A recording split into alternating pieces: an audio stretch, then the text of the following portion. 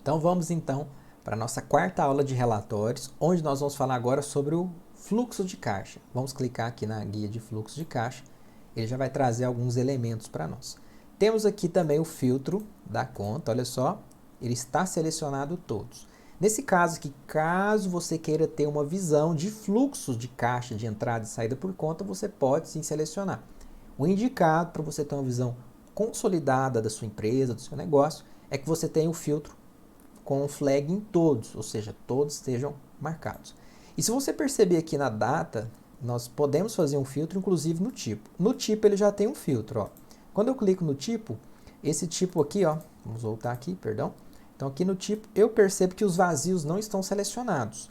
Por que os vazios não estão selecionados? Porque esses vazios são as contas de transferência. E olha só, se eu marcar ele, ele vai aparecer tanto as transferências como as contas de saldo. No caso, a transferência, como a gente apagou na última aula, não vai estar aqui mais, e sim aquele saldo que nós implementamos. Ou seja, acabamos distorcendo o fluxo de caixa.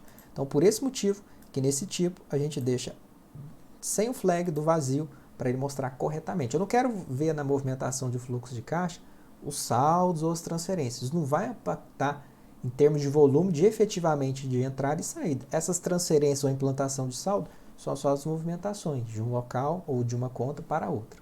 Outra possibilidade que nós podemos fazer, olha só, esse fluxo de caixa está pegando todo o período, né, todos os meses, datas que foram pagos e que estão em aberto. Então o que eu posso fazer? Eu posso chamar esse 31/2/2021, se eu quiser eu posso dar um apelido para ele.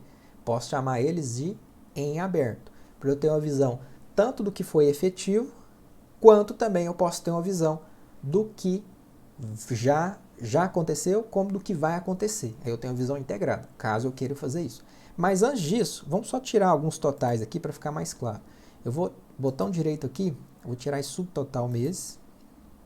E aqui também eu vou fazer um agrupamento. Ó. Tá vendo que está data, especificado? Eu vou fazer um agrupamento, clicando aqui no mês de janeiro, clicando no mês de fevereiro, clicando no mês de março, vou seguindo para os demais. Ó. Olha só que interessante. E vou desmarcar aqui também o total de 2022, tá? Caso eu queira, só para ficar mais fácil, tá? Uma sugestão aqui. Perfeito. Aqui eu já começo a ter uma dimensão. Inclusive, vou agrupar 2022. E aí o que eu vou fazer? Eu vou chamar esse cara aqui, ó. Vou agrupar ele. Vou chamar aqui de em aberto. Pronto. E olha só que interessante. Aí eu consigo ver o em aberto, caso eu queira ter essa visão, tá? Se eu não quiser, eu venho aqui no filtro. Eu tiro justamente, olha só, o que eu nomeei. Se eu quiser voltar, clica aqui. Fica mais prático. Porque esse aqui, obviamente, não foram pagos. E se eu consultar o meu relatório, eu consigo certificar que são aqueles mesmos valores, ó, 172.300. Eu vou lá no receber, 172.300. Vou voltar no fluxo de caixa. Apagar, 85.500. Opa, então vamos só consolidar aqui os meses. 85.500. Então ele dá essa visão, essa possibilidade também aqui no meu fluxo de caixa, inclusive uma visão por natureza. E aqui em 2022 ele já dá o efetivo que foi consolidado no mês de janeiro, fevereiro, no mês 1, mês de janeiro até o mês de junho, ou seja, até o meio do ano. E eu percebo que janeiro ficou negativo, fevereiro também, março a mesma coisa, apenas abril e maio ficou positivo e junho ficando negativo também. No consolidado, que é esse resultado, ele apresenta-se positivo. No entanto, se eu desmarcar esses meses em aberto, ó, primeiro eu clico aqui no em aberto, depois o período, tá? Para ele fazer o filtro correto. Desmarco o em aberto, eu percebo que o meu fluxo de caixa, que realmente aqui é o que foi consolidado, né? Ele está com negativo. Mas, se eu volto os em aberto, olha que interessante, eu percebo que o meu fluxo ficaria positivo. Então, o que eu consigo já dimensionar aqui nessa análise, né? Já manipulando a ferramenta, que aqui é um relatório de consulta. Eu consigo perceber que eu tenho muito contas a receber. Tenho contas que não foram pagas também? Tenho. Mas se eu tivesse recebido tudo aquilo, eu deveria ter pago aquelas contas e o meu saldo estaria positivo. Como o fluxo de caixa a gente analisa o consolidado, então apenas a título de análise eu vou desmarcar o em aberto e vejo que por essa falta de repente não ter recebido ou de não ter cobrado os meus clientes, eu fiquei com fluxo negativo. E olha que interessante, e aí eu já consigo enxergar que aqui não necessariamente foi um problema de vendas nessa empresa. Aqui necessariamente foi um problema de quê? Ou de cobrar o meu cliente, ou simplesmente de inadimplência, porque aqui a gente só tem um exemplo, né? Não tem todos os fatores para enumerar. E eu consigo ver o histórico também, olha só as entradas. 65, 68, 63, 98. Opa, eu consigo ver a evolução das minhas entradas. Não significa que eu estou vendendo mais. Significa o quê? Significa que você está recebendo mais. Que aqui o regime de caixa é o quê? Quando você recebe. Porque você pode ter uma venda muito alta, mas se você não receber, ele não vai entrar aqui. Porque aqui é por data da baixa.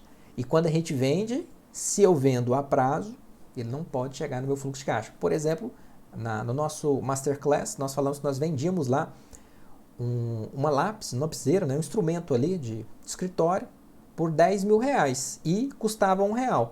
Então, esses 10 mil reais que eu vendo, por exemplo, se eu for receber daqui 10 anos, ele não entra no meu fluxo de caixa, ele vai entrar daqui 10 anos. Então, tem que tomar muito cuidado com os prazos que eu dou para o meu cliente. Tem que também não esquecer de cobrar os meus clientes. Por mais óbvio que seja, pessoal, muitas pessoas acabam esquecendo de fazer isso, o que acaba causando a quebra de diversas empresas. Vocês não fazem ideia. E aqui nas saídas a gente tem a mesma, olha só, a movimentação. A quantia de saídas mensalmente e também conta a conta. E eu percebo, ó, ele fez um investimento em janeiro, ele fez um investimento em maio. Que dia de maio que ele fez o investimento? Você clica aqui no flag de maio, ele vai mostrar dia a dia. Lógico que aqui vai ter uma explosão diária, vai ficar muita informação, mas você já tem essa dimensão. E se você quiser, você pode complementar esse relatório com a aba de lançamentos. É uma excelente forma de você acompanhar um relatório sintético, que é o fluxo de caixa, com a aba de lançamentos, que é o analítico. Por exemplo, no mês de janeiro, eu tive 32.500 de compra. Que compras foram essas? Eu não estou lembrado, eu gostaria de lembrar. Aí você vai lá na aba de lançamentos, certo? Deixa eu desmarcar esse flag aqui de data de baixa. Vai aqui em compras, filtra a natureza compras. E em seguida você vai selecionar aqui o mês, tá? Como a gente está analisando por data da baixa, o mês de janeiro, então vamos pegar a data da baixa, o mês de janeiro, para ter o mesmo comportamento. Olha só, 32.500, vamos voltar para o relatório para confirmar, 32.500. Então no lançamento eu consegui confirmar. Foi a compra referente ao contrato 123 e o contrato 789. Referente ao fornecedor ABC e FG, tem todo aqui. Então o histórico, o favorecido, vai te ajudar a lembrar. Vamos fazer mais um exemplo aqui. Vamos supor que essa retirada aqui dos sócios de 20 mil reais é padrão. Eu quero ver quem é um dos sócios que está tirando mais. Então você pode ir lá nos lançamentos, pode vir aqui na natureza de retirada dos sócios. Inclusive, como você quer ver tudo, você marca todas as contas, todos os meses, perdão. E aí você vê de janeiro, olha só, até o mês 6. Quanto que cada sócio está tirando? Vou selecionar o primeiro sócio. Sócio ABC, tem 2. Todos os meses ele tirou 10 mil reais. Tem 6 lançamentos. Vamos ver o outro sócio? Todos os meses também ele tirou. Ah, então realmente eles tiveram a mesma retirada. Então esse relatório de fluxo de caixa acaba, né, sendo complementado com os lançamentos, caso você queira investigar. Ah, investimento. O que eu investi em maio e em janeiro? Posso também vir aqui no lançamento. Natureza. Vou desmarcar aqui primeiro, na verdade, o favorecido e depois fazer o filtro da natureza. Ó. Investimentos. E aí eu vou certificar. Ah, então foi equipamento. Tá lá ao lançamento teste que nós fizemos também. Então tá aqui as informações. Né? Lógico que um histórico, equipamento talvez fique, não é, um pouco genérico. Que equipamento? Se você estiver dentro do negócio, você sabe. Mas é interessante você colocar o mais ou o máximo de detalhe possível. Tudo bem? Então tá aqui a nossa aula de fluxo de caixa. Fique à vontade se você quiser adicionar aqueles totais também que a gente tirou aqui, ó. Pode adicionar os subtotais, ó, adicionar pelo ano, na verdade, subtotal ano. Ele traz aquele consolidado do próximo do ano que ele tem, no caso 6 meses, né? Se você quiser retirar, com o mesmo botão aqui ele já sai, tudo bem?